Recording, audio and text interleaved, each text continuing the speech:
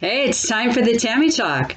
It's another beautiful New England day, and I am so overwhelmed by my to-do list. Some people say to me, how do you get so much accomplished? How do you have the energy to do all the stuff you do? I am very proud to be single pioneer woman. I do a lot of, I'm not off the grid. I mean, obviously I have electricity, but I do a lot of things that save me a lot of money and use natural resources. So I cut down trees and chop the wood and burn fire in a very energy efficient fire burning fireplace insert. It's not a wood stove, but it's similar to help heat my house. I also have an oil burning furnace, so that helps offset if I don't have enough firewood or if somebody's not going to be around to stoke the fireplace.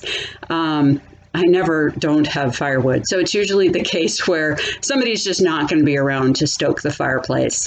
Then I will set the furnace to come on if the house gets below a certain temperature. I don't want the pipes to freeze.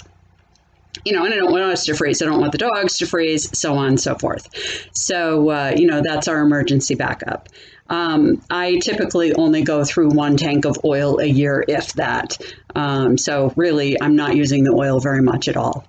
And I have a heat pump water tank, so that runs on electricity, but that also acts as a dehumidifier, so double duty. It did not increase my electricity bill when I started using it because my dehumidifier was using quite a bit of electricity, and the hot water heater, instead of using oil, now uses the electricity that the dehumidifier was using, less actually, and produces more than enough hot water for us in the house. So it's pretty cool. And I got a rebate on it, which was even cooler. So neat little things. Do some research and find that stuff. It works out really well for me. So, but anyway, what I was actually getting at is, my goodness, my schedule. It's really hard for me to schedule out things that I don't know how long they're going to take. Like, for example, this weekend, I needed to weed out an asparagus garden. Oh my goodness, the weeds were so tall. I had a stinging nettle that was probably 8 feet tall right in the middle of the asparagus garden.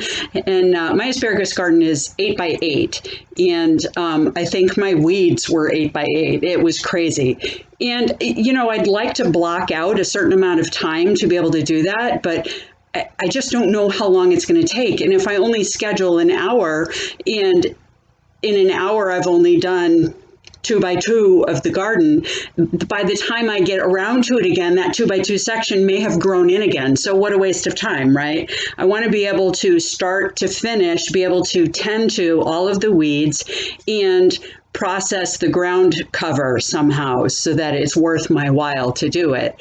And it was really very time consuming and overwhelming for me to get into that.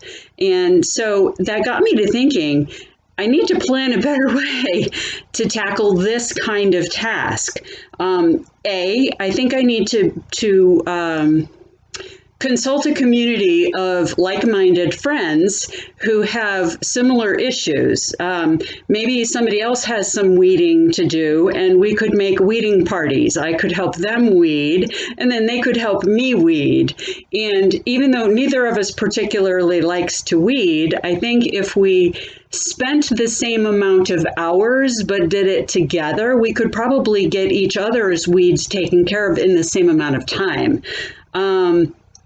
Meaning double time, because we're working together. Plus, it would be more exciting because we'd be doing it together. So, how cool is that, right? Weeding with a friend. And the other thing is, I think I need to consider maybe outsourcing some of this work. Especially one of the other things that I worked on this weekend was another garden where I was moving some butterfly bushes that had kind of volunteered themselves into a sidewalk area.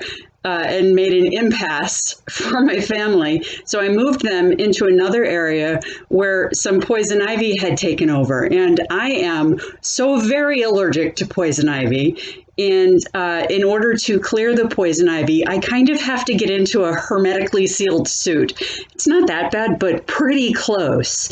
It's very, very dangerous for me to work with poison ivy. And it would really be wise for me to outsource that to someone who is not allergic to poison ivy and just pay them to do it. And then I can tend to moving my butterfly bushes afterwards and not worry about it as much. But of course, that costs money, and I still have to schedule it. So, just something to consider. And time is worth money, I think, and the fear factor of me catching the poison ivy is certainly worth me spending the money on having someone else do it who either isn't worried about catching the poison ivy or isn't allergic to it. And lucky them if they're not allergic to it. But, just some really cool things to think about as far as improvements to my schedule in particular, but any schedule. Anytime you find that maybe a task is organic enough that it's hard to pinpoint how much time it's going to take. So it's hard to block out an amount of time. I have a real hard time just saying, all right, this week I'm going to spend as much time as it takes to do this task. I'm really not that flexible with my time. I really need to chunk out my time a little bit better so that I can accomplish more things. I'm not that much of a control freak with my time, but I do need to have a little bit more control over what I'm accomplishing and when.